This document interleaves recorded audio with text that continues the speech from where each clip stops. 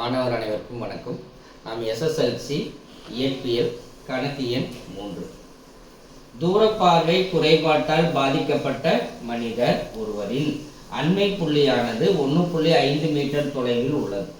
அவரது பார்வை குறைபாட்டை சரி செய்ய பயன்படுத்த வேண்டிய குவிலென்ஸின் குவிய தொலைவை கணக்கிடுக.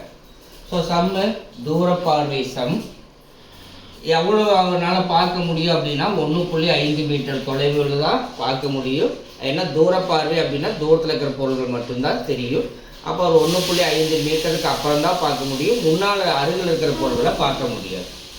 ஸோ அப்படின்னா அவர் என்ன மாதிரியான குவிலென்ஸை பயன்படுத்தணும், அதனுடைய ஃபோக்கல் லென்த் குவிய தொலைவு என்ன இருக்கணும்.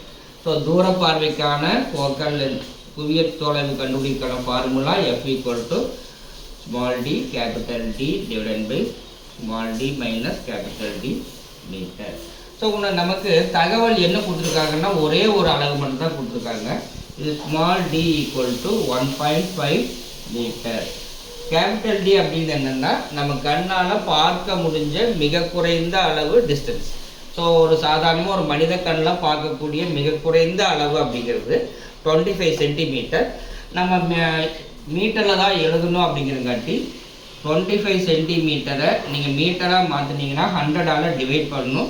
டிவைட் பண்ணிங்கன்னா 0.25 மீட்டர். ஸோ நமக்கு ஸ்மால் டி கிடச்சிச்சு, கேபிட்டல் டி கிடச்சிருச்சு. அப்படியே ஃபார்முலாவில் சப்ஸ்டியூட் பண்ண வேண்டியதுதான். F = கேபிட்டல் டி ஸ்மால் டிக்கு பதிலாக 1.5 இன்ட்டு கேபிட்டல் டிக்கு பதிலாக 0.25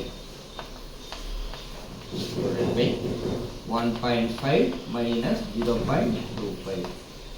ஸோ 1.5ஐயும் 0.25ஐயும் மல்டிப்ளை பண்ணிங்கன்னா 0.375 1.5லிருந்து 0.25 மைனஸ் பண்ணிங்கன்னா 1.25. ஸோ அது ரெண்டையும் கேன்சல் பண்ணிங்கன்னா 0.3 மீட்டர். ஸோ ஃபோக்கல் லென்த் 0.3 மீட்டர். ஸோ இது தூரப்பார்வை சம்மு. நேற்று நம்ம கிட்ட பார்வை சம் பார்த்தோம். இந்த ரெண்டில் ஏதாவது ஒன்று தேர்வில் கேட்கறதுக்கு வாய்ப்பு இருக்குது.